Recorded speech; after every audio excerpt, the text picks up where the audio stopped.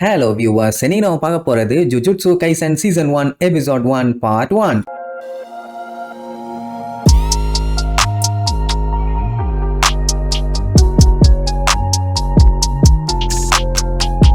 Open பண்ணா நம்ம UG இட்டாடோரிய காட்டுறாங்க. இவன் தான் இந்த சீரீஸோட ஹீரோ. பயல கட்டி போட்டு தவடாலேயே நாள் வச்சிருக்காங்க போல. மயக்கத்துல இருந்து அப்படியே எந்திரிப்பான். ஆப்போசிட்ல பார்த்தா கண்ணை கட்டிக்கிட்டு சட்டரோ கோஜோ அப்படின்ட்டு ஒருத்தன் உட்கார்ந்துட்டு இருப்பான். நம்ம பயலுக்கு ஒன்னும் புரியல. அப்படியே சுத்தி முத்தி பார்ப்பான். எல்லா இடமும் பேப்பர்ஸா இருக்கும். அப்போ ஆப்போசிட்ல இருந்த கோஜோ இப்ப நீ யாரா இருக்கேன்னு சொல்லி கேட்பான். ஏன்னா நம்ம பையன் ஒரு சாபத்துல மாட்டிட்டான். இந்த கோஜோ தான் ஜுஜுட்சு ஹை ஸ்கூலோட ஃப்ரெஷர்ஸுக்கு எல்லாம் இன்சார்ஜ். ஜுஜுட்சுவா அடே கொய்யாலன்னு அட்டாக் பண்ண போனா கையை கட்டி போட்டிருப்பாங்க. அப்பதான் அந்த முழு ரூமை காட்டுறாங்க. சுத்தி பார்த்தா டோர் எங்கேயுமே இல்ல. ஏகப்பட்ட மந்திர சிம்பிள் கேண்டில்ஸுக்கு நடுவுல உட்கார்ந்துட்டு இருப்பானுங்க. எதுக்கு இட்டாடோரி எங்க கூட்டு வந்திருக்கானா அவனை போட்டு தள்ளுறதுக்காகவாமா. எது சாகடிக்க போறானான்னு அப்படியே பீதி ஆயிருவான். அப்படியே கட் பண்ணி சில பல நாட்களுக்கு முன்பு காட்டுறாங்க. இதுதான் நம்ம ஹீரோவோட வீடு. பையன் ஹாஸ்பிட்டலுக்கு கால் பண்ணி அவனோட தாத்தா எப்படி இருக்காரு என்னன்னு சொல்லி விசாரிப்பான். ஏன்னா அவனுக்குன்னு இருக்கிற ஒரே ஒரு சொந்த அவன் ஆத்தா மட்டும்தான். அழைச்சி தாத்தா மட்டும்தான். என்ன இவன் போன் பண்ணாலே மனுஷன் கடுப்பாகி காண்டாவாரு. நர்ஸ் வேண்டான்னு சொல்லுவா. என்ன வண்ட வண்டியா தான் அந்த கிழவன் திட்டுவான்னு. சரி பையன் இவ்வளவு ஆர்வமா கால் பண்றானேன்னு கொண்டு போய் கொடுத்தா மனுஷன் பச்சை பச்சையா வச்சு திட்டுவாரு. அட கிளட்டுமாங்க. சரி ஓகே நாளைக்கு நான் வரேன்னு சொல்லிருங்கன்ட்டு போனை வச்சிருவான். ஏன்னா இதுக்கு மேல பேசினா அவன் தாத்தாங்க போனை உடைச்சாலும் உடைச்சிருவாரு. கடைசியா எந்த கிளப்ல சேர்ந்திருக்கான்னு கேட்டிருப்பாராமா. ஆனா பையன் எதுவும் சொல்லாம போனை வச்சிருவான். அப்படியே கட் பண்ணா ஒரு ஸ்கூலுக்கு வெளியில மெகுமின்னு ஒருத்தனை காட்டுறாங்க. மண்டைய பாத்தீங்களா முள்ளு மண்டை. அவன் சபிக்கப்பட்ட பொருளை தேடி வந்திருப்பான். அது அங்க இருக்க ஒரு பொட்டிக்குள்ள இருக்குன்னு சொல்லியிருப்பாங்க. எந்த லூசு கம்மு நாட்டியாவது இதுக்குள்ள கொண்டு வந்து வைப்பானா மெண்டல் பயலுக. சரி எடுத்துட்டு கிளம்பலான்னு ஓபன் பண்ணா உள்ளுக்குள்ள ஒண்ணுமே இல்ல. உடனே மேல கீழன்னு எல்லா இடமும் தேடி பார்ப்பான். எங்கேயும் இல்ல. இந்த மாதிரி சபிக்கப்பட்ட பொருள் அங்க இல்லன்னு சொன்னா அவன் கிண்டல் பண்ணிட்டு இருப்பான். செப்பல்ஸ் பிஞ்சிரும் நான்சென்ஸ். ஒழுங்கா என்ன பண்ணலாம்னு சொல்லுன்னு கேட்ட உடனே அது கிடைக்கிற வரைக்கும் நம்ம வீட்டுக்கு போக முடியாது நீர்வான். ஆட சாணி மண்டையா ஒரு நாள் இல்ல ஒரு நாள் நீ மாட்டுவட அன்னைக்கு உன்னைய வச்சுக்கிறான்ட்டு போவான். அந்த கோஜோங்கிறவன் எல்லாருமே ஜுஜுட்சு சாசரஸ். அது மட்டும் இப்போதைக்கு தெரிஞ்சா போதும். அப்படியே கட் பண்ணி அடுத்த நாள் ஸ்கூல்ல காட்டுறாங்க. சசாக்கிங்கிற இந்த கண்ணாடி போட்ட பொண்ணு, இகுச்சிங்கிற இந்த காட்டெருமை, இவங்க மூணு பேரும் இருட்டுக்குள்ள உட்காந்துக்கிட்டு இந்த ஓஜா போல காயினை வச்சு அதுக்கு மேல விரல வச்சுக்கிட்டு பேய் கூட பேசுறோம்னு சொல்லி காமெடி பண்ணுவோமே அந்த வேலையை தான் இப்ப பண்ணிட்டு இருக்காங்க. என்ன அது ஓஜா போர்டு இல்ல, அதுக்கு பதிலா பேப்பர்ல எழுதி வச்சுக்கிட்டு கவுன்சில் பிரசிடென்ட்ட கலாய்ச்சி தள்ளிட்டு இருப்பாங்க. இப்ப இவங்க இருக்கிறது ஒரு கோஸ்ட் கிளப். இவ்வளவு நேரமா இவங்க வச்சு செஞ்சு காமெடி பண்ணிட்டு இருந்த பிரசிடென்ட்டே வந்து கடுப்புல கத்திட்டு இருப்பான். அதாவது இந்த கிளப் அவன் இழுத்து மூட போறானாமா. ஏன்னா இந்த கோஸ்ட் கிளப்புக்கு எந்த ஒரு ஆக்டிவிட்டியுமே இல்ல. அப்படி இருக்கும்போது எதுக்கு தேவையில்லாம இந்த கிளப், அதனால இந்த இடத்துல நீங்க இருக்க கூடாது, உடனே காலி பண்ணுங்கன்னு ஸ்ட்ரிக்ட்டா சொல்லுவான். நீங்க எங்க எல்லாத்தையும் ரொம்ப ரொம்ப சப்ப பீஸ்னு நினைச்சிட்டீங்கன்னு சொல்லும் போது சாசகி ஒரு 2 டாக்குமெண்ட்டை தூக்கி சட்டுன்னு டேபிள் அடிப்பான். இப்ப எதுக்கு தேவையில்லாத இந்த பில்டப் என்ன கன்றாவி இதுன்னு கேட்பான். ரக்பி ஃபீல்ட ரீசெண்டா இழுத்து மூடி இருப்பாங்க. என்னன்னா அங்க விளையாண்ட பிளேயர்ஸ் எல்லாத்துக்குமே சடனா உடம்பு சரியில்லாம போய் ஹாஸ்பிட்டல்ல அட்மிட் ஆயிட்டாங்க. அந்த ஒரு காரணத்துக்காக தாசகி எப்படி அது சடனா அப்படி ஆகும், அங்க ஏதோ அமானுஷ்யமா இருக்கே. அதுவும் எப்படின்னா இவங்க விளையாண்டுட்டு இருக்கும் போது வினோதமா சத்தம் கேட்டு இருக்குது. அந்த சத்தத்தெல்லாம் கேட்டதுக்கு அப்புறம் தான் இவங்களுக்கு உடம்பே சரியில்லாம போயிருக்குது. அது என்ன ஏதுன்னு அந்த அமானுஷ்யத்தை இவங்க ஆராய்ச்சி பண்ணி பார்க்கும்போது தான் கண்டுபிடிச்சாங்க. 35 வருஷத்துக்கு முன்னாடி கன்ஸ்ட்ரக்ஷன் கம்பெனில வேலை பார்த்துட்டு இருந்த ஒரு எம்ப்ளாயி கட்டன் தொல்லையால காணாம போயிட்டாரு. ஆனா அவரை இந்த ஸ்கூலோட கன்ஸ்ட்ரக்ஷன் அப்போ இங்க தான் பார்த்ததா சொல்லியிருக்காங்க. அதுவும் ஒரு சில பேர் தான். அவர் வாங்கின கந்து வட்டி, ஸ்பீடு வட்டி, மீட்டர் வட்டி எல்லாமே வட்டி மேல வட்டி போட்டு குட்டி மேல குட்டி போட்டதுனால அடி ஆளுங்க எல்லாம் வந்து அவர் அலைய தூக்கிட்டு போய் ஆளை மட்ட பண்ணிட்டாங்க. அந்த ஆவிதான் இப்ப பழி வாங்குறதுக்காக இங்க சுத்திட்டு இருக்கு யுவரானர். அது பழி வாங்கணுங்கிறதுக்காக தான் ரக்பி பிளேயர்ஸை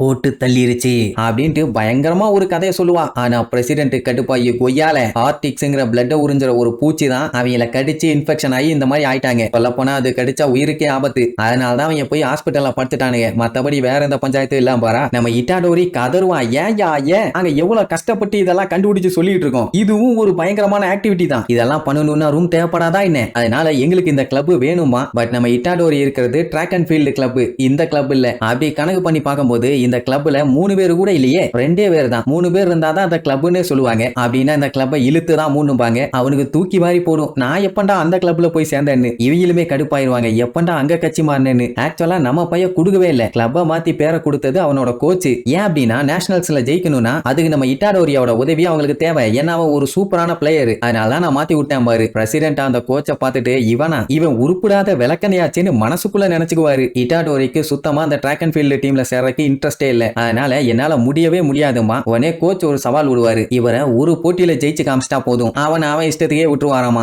அப்படி சொன்னா நம்ம பையன் எப்படி ஓகே இல்லன்னு சொல்லுவான். நான் போட்டிக்கு ரெடி நிறுவான். அப்ப பிரசிடென்ட் பின்னாடி இருந்து பார்த்துட்டு பேரை மாத்தி கொடுத்துட்டு இப்ப நியாயமா போட்டி போட்டு வின் பண்றாராமா. வேலக்கென்ன இவெல்லாம் ஒரு ஆளுன்னு காரிட்டு துப்புவான். அப்படியே கட் பண்ணி அந்த மெகுமியை காட்டுறாங்க. அவன் அந்த ரக்பி ஃபீல்டுக்குள்ள ஏதாச்சும் பிரச்சனையான்னு செக் பண்ணி பார்ப்பான். அதான் நம்மளுக்கு பேசிட்டு இருந்தாங்களே அந்த இடம் தான். போய் பார்த்தா அங்க ஒரு பயங்கரமான மான்ஸ்டர் ஏதோ கடலுக்குள்ள நீந்துற மாதிரி தரைக்குள்ள நீந்திட்டு இருக்கும். கம்பியில எல்லாம் ஏறி ஏறி போய் நிற்கும். இதத்தான் சாபம்னு சொல்லுவாங்க. கிரேடு 2 லெவலுங்கிறதுனால இதை அடக்கிறது ரொம்ப ரொம்ப கஷ்டம். இங்க ஏதாச்சும் பணத்தை இது மறைச்சு வச்சிருக்கானுங்களான்னு ஒரு டவுட். இப்ப அவன் தேடிட்டு இருக்குது அந்த சபிக்கப்பட்ட பொருள் தான். அதை யார் எடுத்தா எங்க வச்சிருக்கான்னு தெரியல. இப்ப அதை தேடி தான் ஸ்கூலுக்குள்ள அலைஞ்சிட்டு இருக்கான். அப்ப அந்த டைம் தான் இட்டாடோரிக்கும் கோச்சுக்கும் மேட்ச். அதுவும் எது ஷார்ட் புட். கோச் பாத்தீங்கன்னா 18 மீட்டர் 85 சென்டிமீட்டர் வீசி இருப்பாரு. அதுவும் இதுதான் ஜப்பானோட நேஷனல் ரெக்கார்டு. அடுத்து இட்டாடோரி பொண்ணு எல்லாருமே அவன் பேரை சொல்லி கத்துறத பார்த்தோன்னே சாசகி அசந்துருவா. அவ்வளவு ஃபேமஸ் ஆயிவன்னு. அப்பதான் கூட இருக்கவன் சொல்லுவான் அவன் நிஞ்சா வாரியரோட எல்லா ஸ்டேஜஸையுமே முடிச்சிருக்கானாமா. அண்ட் இவனை நிஞ்சா வீர மிர்கோவோட மறுஜென்மோன்னு வேற சொல்லுவாங்க. அந்த மிர்கோ இன்னும் சாகல. பட் அவனை வச்சு இவனை கம்பேர் பண்ணி சொல்லுவாங்கன்னு வைங்க. பயகிட்ட அந்த ஷார்ட் புட்டை கொடுப்பாங்க. பிடிக்கிறதுக்குள்ளேயே படாத பாடுபடுவான். இப்ப இதை உங்களை விட அதிக டிஸ்டன்ஸுக்கு வீசினா என்னை விட்டுருவீங்க அவ்வளவுதானே. ஆமா ஆமா ஆனா தோத்துட்டோன்னு கவலைப்படாத, நான் உனக்கு ட்ரைனிங் கொடுக்குறேன் அப்படி இப்படின்னு அவர் பாட்டுக்கு பேசிட்டே இருப்பாரு. அவன் கண்டுக்காம ஏதோ பவுலிங் போடுற மாதிரி தூக்கிட்டு வீசுவான். அது பாத்தீங்கன்னா லிமிட் எல்லாம் தாண்டி அங்க இருக்க கோல் போஸ்ட்ல போய் சொருகிட்டு நிற்கும். அந்த கோல் போஸ்டோட டிஸ்டன்ஸ் 23 மீட்டர் 12 சென்டிமீட்டர். ஆனா அந்த போஸ்ட் மட்டும் இல்லன்னா 30 மீட்டருக்கு போயிருக்கும். பைய கேஷுவலா வேர்ல்டு ரெக்கார்டே பண்ணிட்டான். சாசகி எல்லாம் பார்த்துட்டு இவனுக்கு பேசாம குரிலானே பேர் வச்சிருக்கலாம்பா. ஏன்னா பையன் முரட்டுத்தனமா வீசி இருக்கான். பேசாம நீ அங்கேயே இருக்கலாமே, நீ நல்லா தானே பண்றேன்னு சொன்னா அவனுக்கு அது சுத்தமா புரியல. ஸ்கூல் ரூல்ஸ் படி ஏதாச்சும் ஒரு கிளப்ல இருக்கணும். வேற ஏதாச்சும் கிளப் இருக்கான்னு பார்க்கும்போது தான் இவ வளைச்சு அட்வர்டைஸ்மெண்ட் பண்ணி உள்ள கூப்பிட்டுருப்பான். அதாவது அந்த கிளப்ல ஜாயின் பண்ண சொல்லியிருப்பா. இப்ப என்னடானா நானா அப்படி சொன்னேன் தெரியாம சொல்லிட்டேன்பா. அவனுக்கு இந்த கிளப் தான் பிடிச்சிருக்குதுன்னு வேற சொல்லிடுவானா. உனக்கு எந்த கிளப் பிடிச்சிருக்கோ இருந்துக்கன்னு சொல்லிடுவாங்க. மெகுமி பார்த்துட்டு அசந்துருவான். பரவாயில்லையே பயலுக்கு சபிக்கப்பட்ட சக்தி எதுவுமே இல்லாம இவ்வளவு ஸ்ட்ராங்கா இருக்கானே. ஒருவேளை இவனும் ஜெனின் மாதிரியான்னு சொல்லிட்டு போவான். ஏன்னா அவங்க எல்லாம் மாஸ்டருக்கெல்லாம் மாஸ்டர். அப்ப இட்டாடோரி டைமை பார்ப்பான். ஹாஸ்பிட்டல் போக லேட் ஆயிருச்சு. அதனால அடிச்சு புடிச்சு பிச்சுக்கிட்டு ஓடுவானா. அப்படி போகும்போது மெகுமியை கிராஸ் பண்ணி தான் போவான். அப்ப அவன் தேடிட்டு இருக்க சபிக்கப்பட்ட பொருள் அவங்கிட்ட இருக்குன்னு அவனால ஸ்ட்ராங்கா ஃபீல் பண்ண முடியும். உடனே அவனை தடுக்கணும்னு திரும்பினா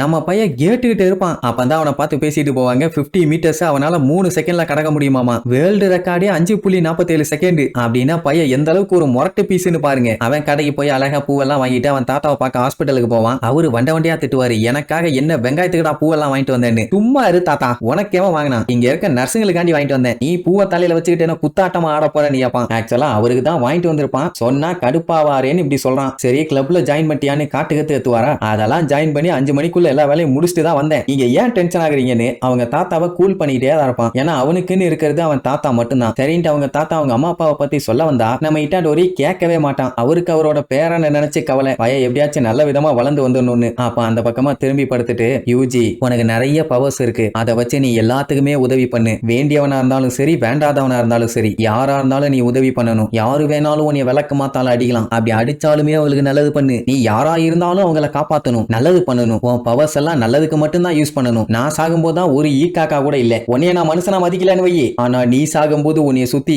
ஏகப்பட்ட பேர் இருக்கணும். என்ன மாதிரி மட்டும் செத்துறாத ஓகே அப்படின்ட்டு சைலண்ட் ஆயிருவாரு. என்ன மனுஷன் ஓவரா பிளேடு போறாரு. தாத்தா தாத்தா அப்படின்னு கூப்பிட்டா மூச்சு பேச்சே இல்ல. அதுக்கப்புறம் நர்ஸுக்கு ஒரு போன் கால் போகும். எல்லாம் ஷாக் ஆயிருவாங்க. பையன் தேம்பி அழுதுட்டு இருப்பான். வேற ஒண்ணும் இல்ல, தாத்தா டிக்கெட் வாங்கிட்டு கிளம்பிட்டாரு. இதுக்கப்புறம் தன்னந்தனியா நம்ம பையன் என்னென்னலாம் படாத பாடு பட போறான்னு அடுத்தடுத்த எபிசோட்ல பார்க்கலாம். டாடா.